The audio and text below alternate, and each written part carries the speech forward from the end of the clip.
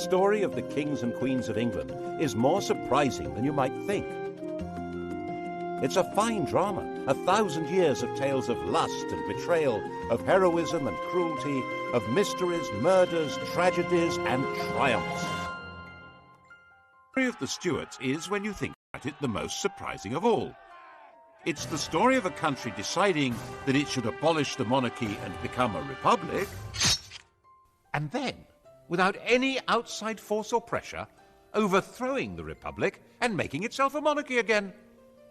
That never happened anywhere else. Why did it happen here? James became King of Scotland when his mother Mary fled to England in 1567. He was 1 year old when he was crowned James VI. He grew up learning how to steer a path between religious fanatics and the violent Scottish nobility, and at the same time acquired a serious scholarly education. He was very proud of that. He pleaded for his mother's life, but accepted the fact of her execution by the English Queen Elizabeth. Business was business, and he had no memory of Mary. He'd been taught that she was a scarlet woman, and she had, after all, murdered his father and taken a lover. He was the recognized heir to the English crown, and he wasn't going to put that in danger. And so in 1603, when Elizabeth the Virgin Queen eventually died, the oldest monarch England had ever had, he came from Edinburgh to London for his coronation.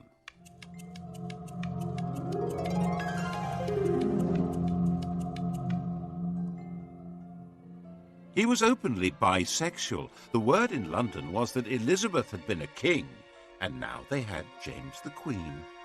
In Latin, of course. By the accident of heredity, England and Scotland were now united in a single kingdom, Britain. Everyone had high hopes of James, especially the Roman Catholics, who thought that his distaste for bossy Scottish Presbyterians would encourage him to lift Elizabeth's restraints on their worship. They were wrong about that. So a group of well-connected Roman Catholic terrorists planned to blow up the entire political structure at the opening of Parliament in 1605. They brought over an explosives expert from the Low Countries. He organised placing 2.5 tons of gunpowder in a cellar under the Palace of Westminster. It's a sign of how secure England became that for the last 200 years, November the 5th, the anniversary of Guy Fawkes' capture, has been simply an excuse for a fun night of pretty explosions. A chilling resonance. Al-Qaeda terrorism has tainted many people's idea of Muslims, which perhaps makes it easier to understand how Fawkes' terrorism affected people's idea of Roman Catholics. Actually, James himself was more sympathetic to High Church than to Low, because the followers of Protestant sects did not want priests and bishops to do religion on their behalf. In the Protestant view, the godly man has his own Bible, the devil's agent is a priest with a Catholic prayer book. James felt that people who didn't have respect for hierarchy in church would be equally disrespectful of authority in general. No bishop, no king was his fear. And the authority of the king was very dear to him. He spelled out his ideology in masks, theatrical balls, in his new banqueting house in Whitehall. His intellectual take on the job was that he was God's deputy and that he ruled by divine right as the absolute sovereign power in England. Having been raised in Scotland, he was baffled by the idea of common law, the notion that law was in the hearts and minds of the people, expressed through the precedents of the courts and their juries of ordinary folk. But this was the essence of the English system. It had been essential for the Normans to operate that way, as foreign rulers in a land they didn't know, and it had become embedded in the fabric of English life. Henry VIII and Elizabeth had the position of tyrants, but their tyranny required popular consent. They had to be popular in order to rule. James wasn't good at being popular. He was head of a court, a place of factions and favourites, and was grand in a very private way. One example of his sense of power and duty was in his treatment of tobacco. It had been introduced from America by Walter Raleigh, and Elizabeth had felt rather alarmed by it. It made her feel ill. She bet Raleigh that he couldn't weigh the smoke that came out of a pipe. Raleigh knew how to perform. He weighed an ounce of tobacco, smoked it, weighed the ash, and the missing weight was the smoke. Elizabeth laughed and paid up, saying she'd seen men turn their gold into smoke, but this was the first time she'd seen smoke turn to gold. James's whole approach was different. He disliked smoking and felt it was his duty to protect his subjects. But he was a rational man, a teacher, so he wrote a pamphlet, Counterblast to Tobacco, explaining that it was loathsome to the eye, hateful to the nose, harmful to the brain, dangerous to the lungs, and in the black, stinking fume thereof. He wanted to persuade people by the force of his argument, so he published it anonymously. Of course, no one took any notice. So, as the wise and kindly father of his people, he banned the growing of tobacco in England and increased the customs duty on tobacco by 4,100%. And reissued the pamphlet with his name on it. His whole approach was based on rational thought, not an English habit, and what he saw as the absolute authority of a king, also rather foreign to them. And his authority was not backed by any army, and his income was too small to run both the court and the government. The regular royal income came from rents on lands, feudal dues, and customs duties. But the flood of gold and silver coming to Europe from the New World had created inflation, reducing the real value of that income. Medieval government was designed for rather static farming economies and vast estates. Towns, run by common folk with special liberties granted in charters, had been useful little add-ons. But now international and intercontinental trade had blossomed. The nobles had declined, the towns had become major financial centres. Inflation, the growth of Protestantism, a lack of respect for traditional authority, the emergence of assertive members of Parliament, none of this was restricted to England. But in England it had a slightly different flavour. Everywhere else the ruler made the law, he was the law, but not in England. Kingship existed under the law. James simply didn't understand this. He was certain that the job of king meant being above the law. And being James, he not only understood this was the problem, but said so as a matter of principle. And when the Lord Chief Justice disagreed, the Lord Chief Justice got the sack.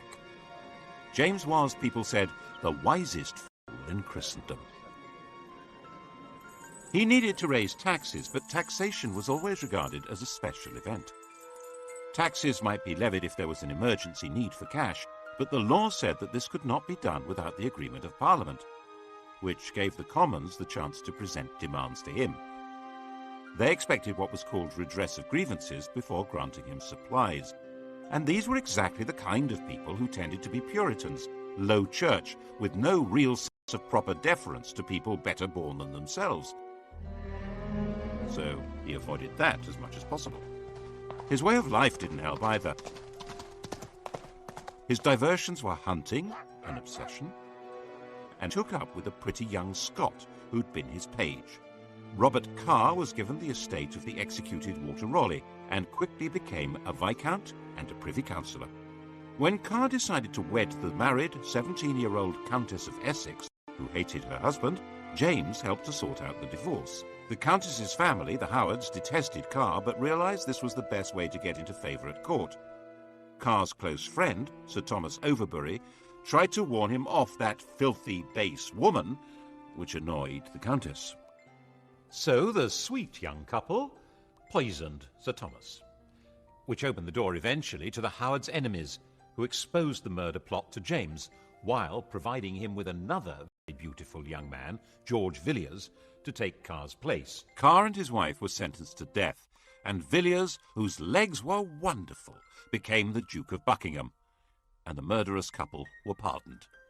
James wasn't exactly a Puritan's role model. By the time King James died, aged 58, in 1625, the king and the Puritans were set on course for a direct collision, and his son Charles wasn't going to change direction.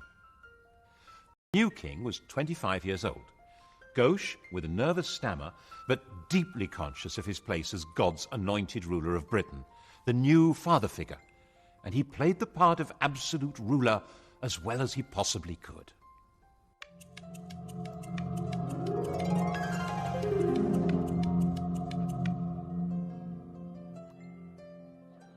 Of course, it was not the part that the Puritan merchants and gentry wanted played.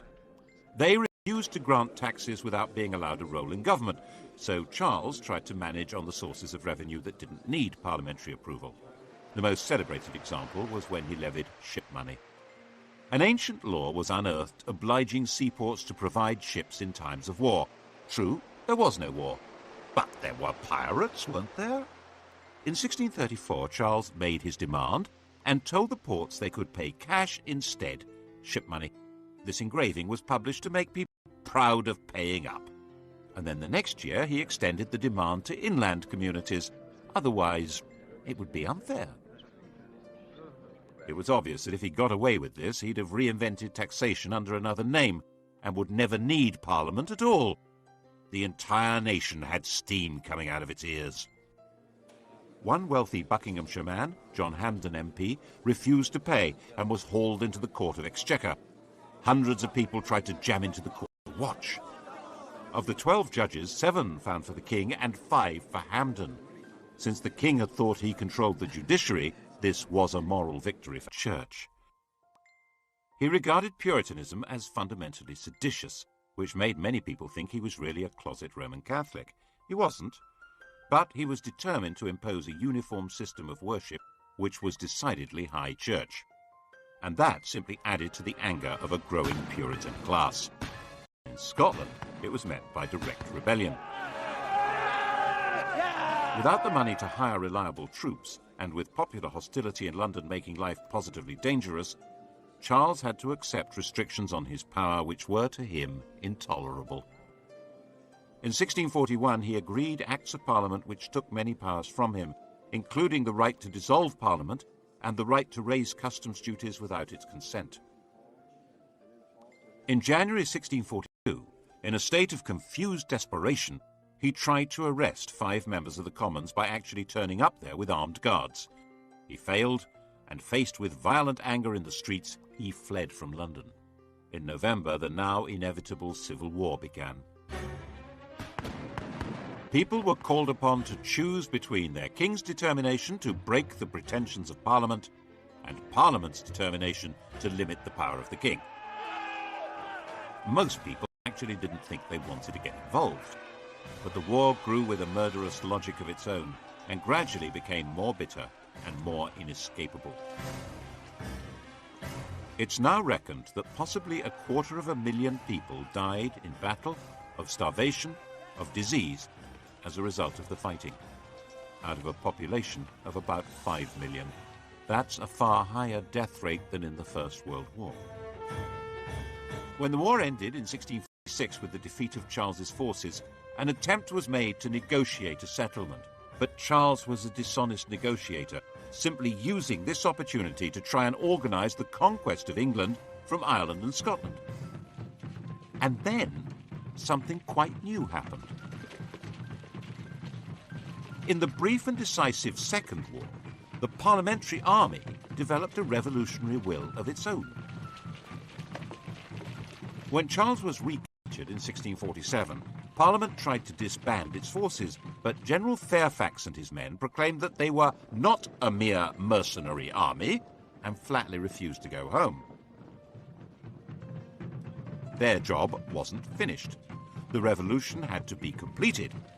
They said it had to be established that the House of Commons was the supreme authority of England, and the king was, but at the most, the chief public officer of this kingdom, and accountable to this house. That was in September 1648. The Commons said, don't be so silly. The army wasn't happy with that, so it crushed Parliament. It occupied London, used St. Paul's as the cavalry stables, and looted the treasury. 45 MPs were arrested, 146 were barred. The rump that remained were in effect the members chosen by the army, who would do what it wanted, which was to put Charles on trial for treason for levying war against the Parliament and Kingdom of England. The Rump Parliament, as people called it, resolved that they could make laws without the consent of the king or of the House of Lords, and then passed a law setting up a court to try the king. Charles said that he didn't recognize the court, as someone needed to explain to him what authority it possessed. On the 27th of January 1649, this court condemned him to death. Charles was taken to the banqueting house, that theatrical set built by his father for dramatic presentations in which the scripts were all about the glory of royal power. It was no longer used for those masks. Charles had commissioned Rubens to make paintings for the ceilings, and they were too precious to be damaged by candle smoke. The ideology of the performances had now been put on permanent display by Rubens.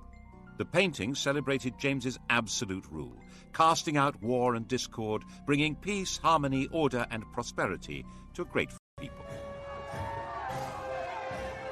Charles, the small, dignified, stuttering man who'd commissioned the work and presided over the reality that flowed from it, was marched out through a window onto a specially constructed platform. He wore a thick vest so that he would not shiver with cold, which might be mistaken for terror. And on that stage he knelt with calm dignity, and his head was cut off. Britain no longer had a king.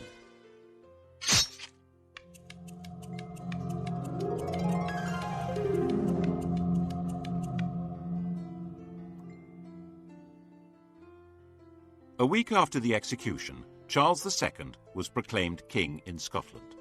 But Charles I's 18-year-old son wasn't there. He was in the Netherlands.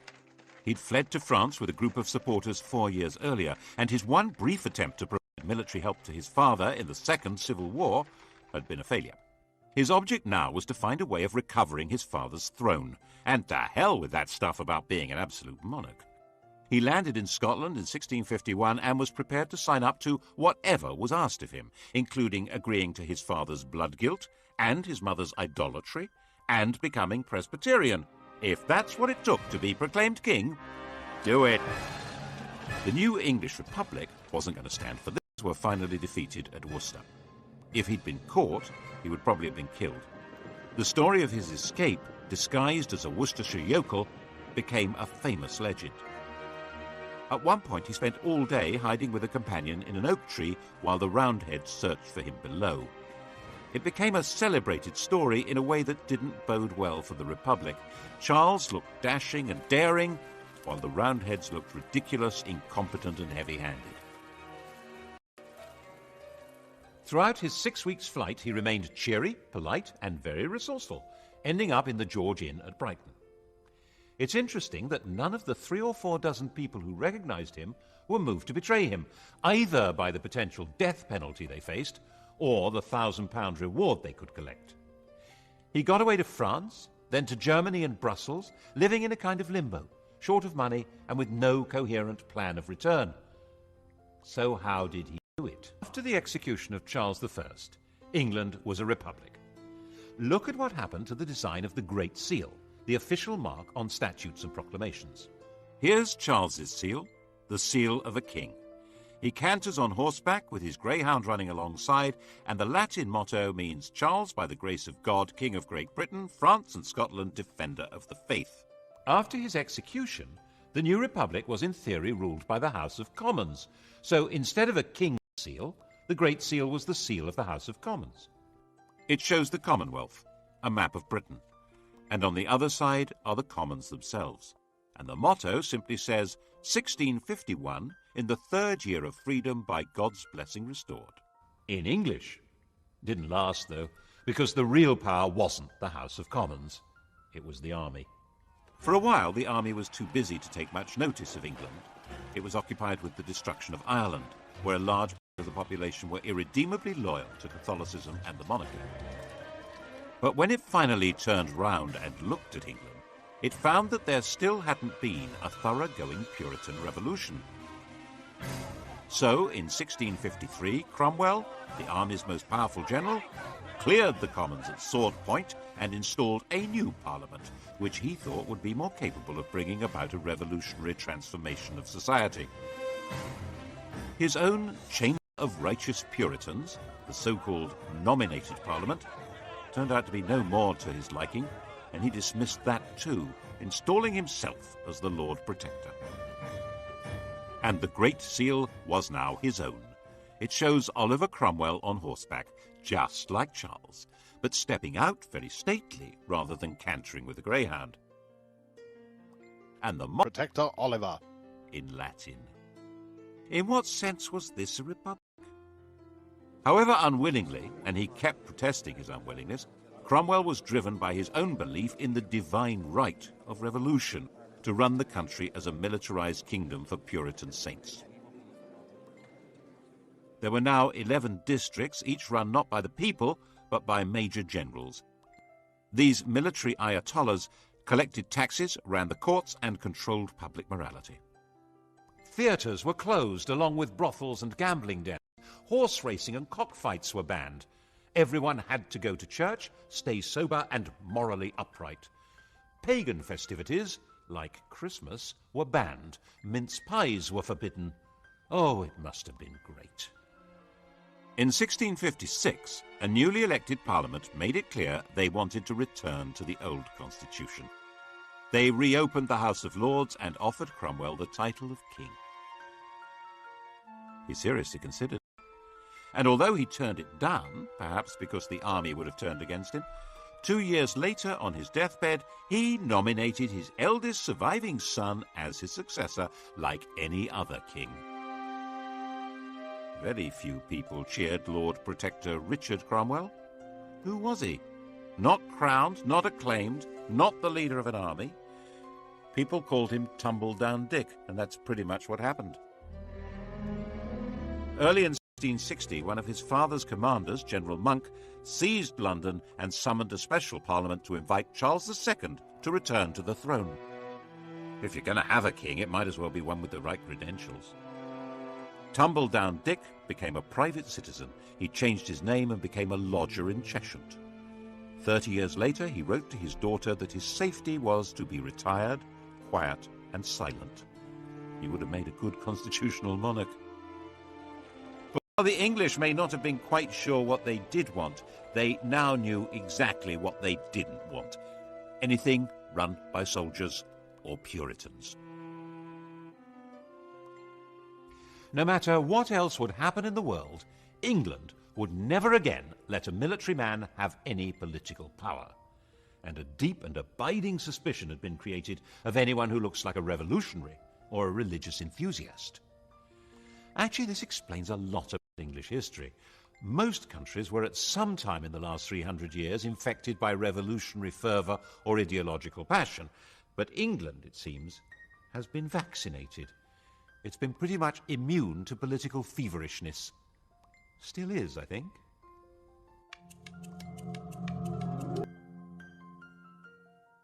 Charles was really a very popular king. His manner was light and easy, his court dissolute and cheerful, his sexual enthusiasms generous and very, very un-Puritan.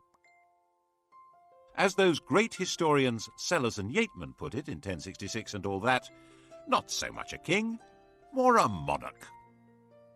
The years since his father's execution were called the Interregnum, and the idea was to pretend that nothing much had really happened. The parliamentary records for those years were torn up. An Act of Parliament gave the new king control of the armed forces, and Parliament agreed to give him an inadequate annual revenue.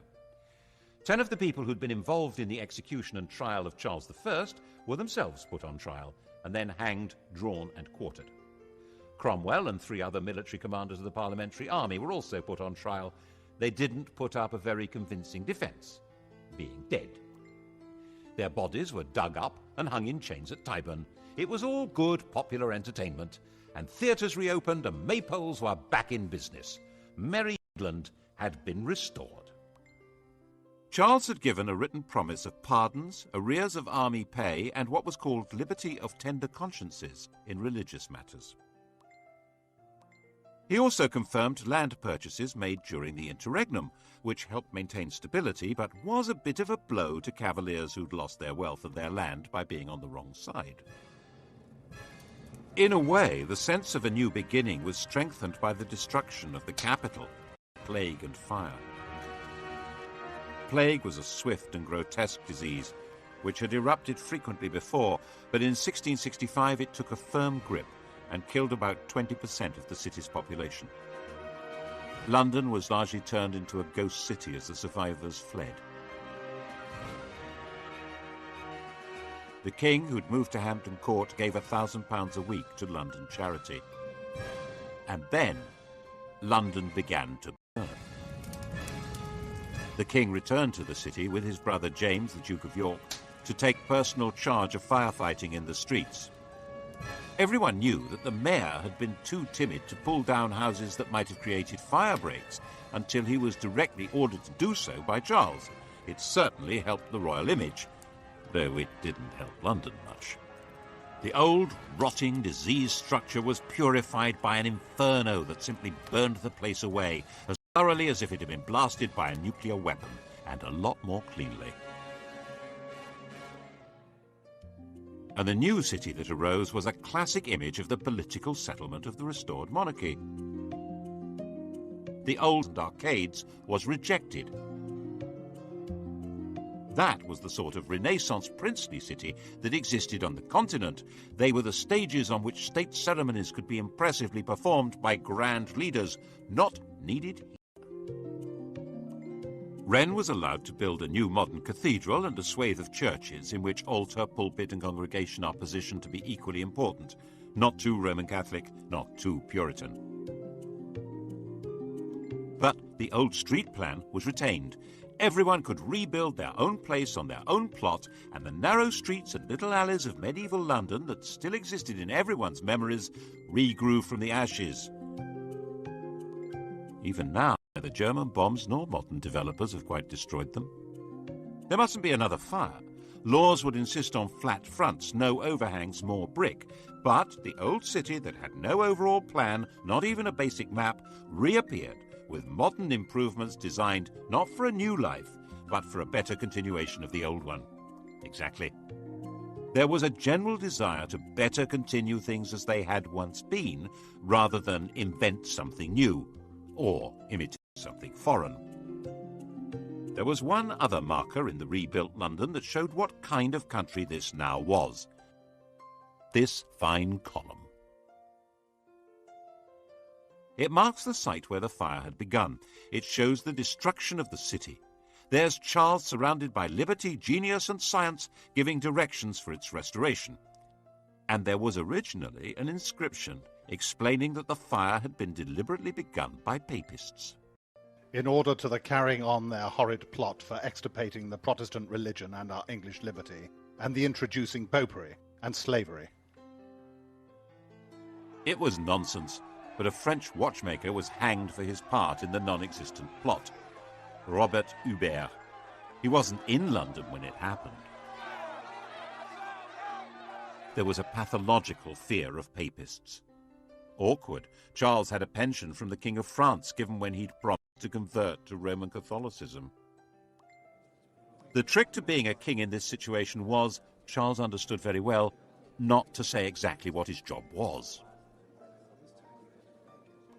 There was a parliament, and it was beginning to form parties, one pro-monarch, one anti. But Parliament didn't actually rule the country.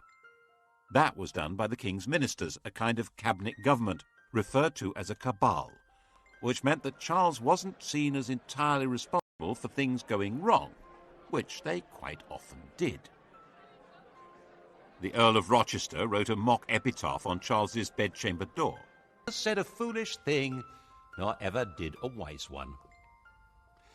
Charles saw it next morning and said, "Quite right, my words are my own, but my acts are the acts of my ministers." Charles died in 1685, 54 years old. On his deathbed, he converted to Roman Catholicism. He had no legitimate child left alive. The next in line to the throne was his brother James, who was already a Roman Catholic. This really wasn't going. James II was only 3 years younger than Charles II. He was the oldest man ever to have succeeded to the throne. To start with, nothing much seemed to have changed. Both brothers had led quite similar lives. Both were enthusiastic womanizers. Both seemed reasonably pragmatic. But the way James handled his first big crisis began to create alarm.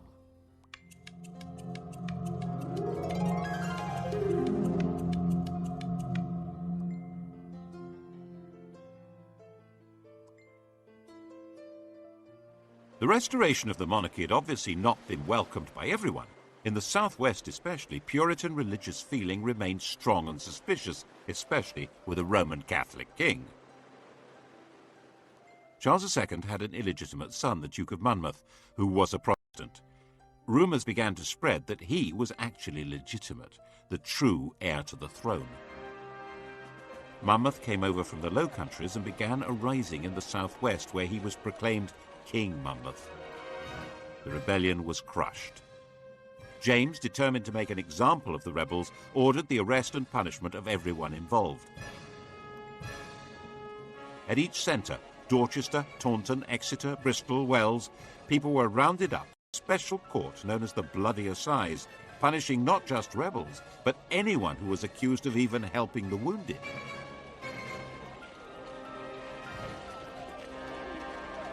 Around 230 people were executed, some hanged, drawn and quartered, and about 850 were sent to labour in the West Indies for 10 years. And many more, of course, were fined and had property confiscated. And James did not disband the army that had been formed to put down the rebels. England had a standing army again, just as it had under Cromwell. And he appointed Roman Catholic officers to run it. People began to murmur, and when the House of Lords expressed discontent, he dissolved Parliament. And as he continued to appoint Roman Catholics to public and church offices, public support began to ebb away from him.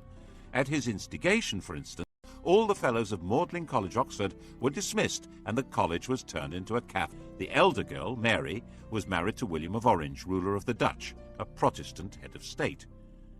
The heir to the throne would reverse James's whole policy.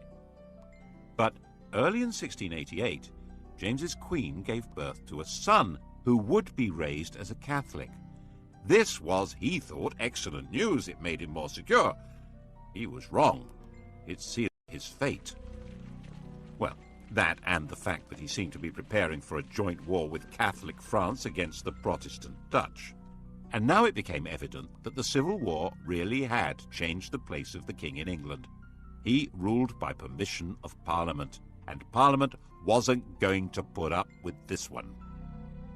A group of leading members of Parliament sent a secret invitation to William of Orange to save the country from a Catholic takeover by bringing them military assistance. William brought over a fleet carrying a large professional army. James tried to block it with his own fleet, but the winds were against him, and William landed unopposed in November 1688 at Tor Bay. The West Country had its own score to settle with James. And James simply panicked. The army wasn't behind him. Parliament wasn't. London wasn't. He was going the same way as Tumbledown Dick. In the middle of the night, he scurried out of Whitehall Palace by a secret passage. He got down to Sheerness, throwing the Great Seal into the Thames on the way. Ha! That'll fox him! It didn't fox anyone. He was captured by local fishermen. Eventually, William gave him permission to go to France, and no one had the faintest idea what to do next. William hadn't come to depose James, but to give military backing to Parliament in their quarrel with him. James had quite obviously quit, abdicated, gone, taking his son with him. England, having failed to be a republic, had failed to be a monarchy. It was a bit of a puzzler. Perhaps William should declare himself king by right of conquest. He didn't think so. Parliament wanted Mary to take the crown, James's daughter after all, but she insisted that her husband was boss, and he didn't intend to play the Duke of Edinburgh role, 2 paces behind the ruling lady. This short, stooping, asthmatic man with bad teeth was tough and shrewd. He was himself a grandson of Charles I and wouldn't make a humble consort. In the end, a deal was struck. They would both be sovereigns, Mr. and Mrs. King and Queen, by the invitation of Parliament.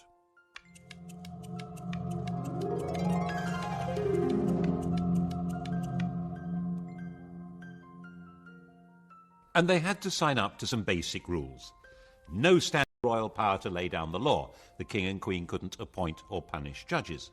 They couldn't make war without Parliament's consent, and Parliament would decide who could have the crown. And it wouldn't be a Roman Catholic. All the questions posed by the Civil War were finally answered, and it was called the Glorious Revolution, because in the end, the whole basis of royal power was redefined without anyone being killed at all. Except in Ireland, of course. James, with French backing, decided to make a comeback through Ireland. It was, after all, one part of Britain where a Catholic king could expect some enthusiasm. Protestant settlers had been brought into Ulster, and they held Londonderry and Enniskillen against the Catholic regiments. Eventually, in 1690, there was a showdown between William's Anglo-Dutch-Danish army and James's Franco-Irish one at the River Boyne. James was beaten in a battle which has cast a grotesquely long shadow over Ulster. The annual celebration there of the Protestant victory has never lost its 17th century passion. The irony is that this was not a religious war at all. It was a war to contain the ambitions of France, and the Pope was actually firmly on the side of William of Orange. The Vatican was more anti-French than it was anti-Protestant. The Orange men at the Battle of the Boyne were actually fighting for the Pope as well as King Billy. And Billy, of course, was not exactly English. His native tongue was Dutch. William, a serious man, ended up spending much of his time on the continent, so in effect Mary did become the sovereign of England. But at the end of 1694, she died of smallpox.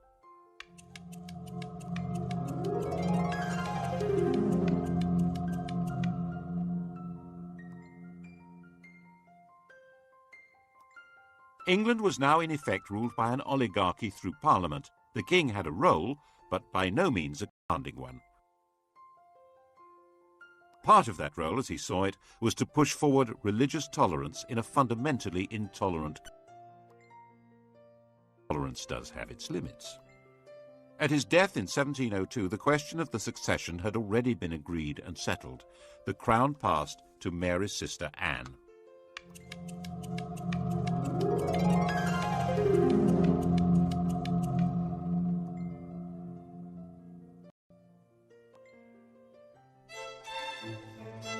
Anne was married, as Mary had been, to a foreign prince, but her husband, Prince George of Denmark, was no William of Orange. He was a lazy alcoholic, and while Anne was willing to let him be naturalized as an Englishman and notional head of the army and navy, she was queen and he was a subject. No marriage was very keen on the ceremonial and quasi-magical position of royalty, holding ceremonies where she touched people with scrofula, swollen neck glands from tuberculosis. It was called the king's evil, and the power to cure it was supposedly the magical sign of true royalty. She was the last monarch to try it. Kings had male favourites, Anne had female favourites. The first and closest was Sarah Churchill, the wife of the Duke of Marlborough. They called each other by pet names. The Queen was Mrs. Freeman, Sarah was Mrs. Morley.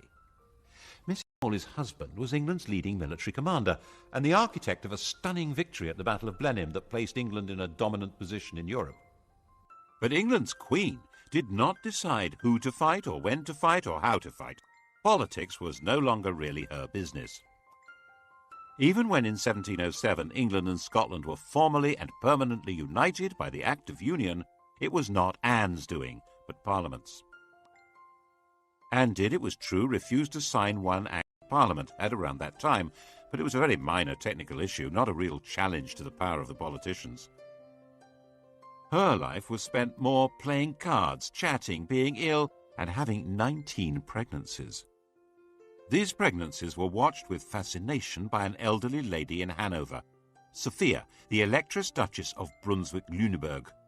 She was James I's granddaughter, and because there were so few Protestants of the blood royal left alive, she was, by Act of Parliament, next in line to the throne, if Anne died childless, and if she lived long enough. One by one, Anne's pregnancies came and went, 14 miscarriages and stillbirths, 5 live births, but by the time Anne was widowed in 1708, all of them were dead. Sophia, aged 78, now just had to outlive the 43-year-old Anne to become Queen of England. Anne was a sick woman. Sophia was tough as an old boot. She knew she could do it.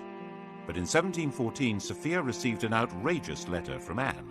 Anne had somehow got the impression that Sophia was going to secretly send her son George to England in some kind of plot, and she told Sophia that would not be allowed. Sophia, now 84, was shocked, and the shock killed her, just 9 weeks before Queen Anne died. Sophia had failed, but her son George would now be king. In theory, a very weak constitutional monarch, but that hardly explains why 65 years later Englishmen launched a new war against royal tyranny and thousands were killed. England's royalty hadn't exactly packed up and disappeared, but the story of what they had done will have to wait for the next episode. Lust and madness loom large in the colourful reigns of the Georgians tonight at 10 o'clock. And to do a quick historical quiz about the Stuarts, Sky Digital View, press red. Hardware coming up on UK TV history, the Hawker Hurricane and the aircraft carrier, decisive weapons. The devil's agent is a priest with a Catholic prayer book. James felt that people who didn't have respect for hierarchy in church would be equally disrespectful of authority in general. No bishop, no king was his fear. And the authority of the king was very dear to him. He spelled out his ideology in masks, theatrical balls, in his new banqueting house in Whitehall. His intellectual take on the job was that he was God's deputy and that he ruled by divine right as the absolute sovereign power in England. Having been raised in Scotland, he was baffled by the idea of common law, the notion that law was in the hearts and minds of the people, expressed through the precedents of the courts and their juries of ordinary folk. But this was the essence of the English system. It had been essential for the Normans to operate that way, as foreign rulers in a land they didn't know, and it had become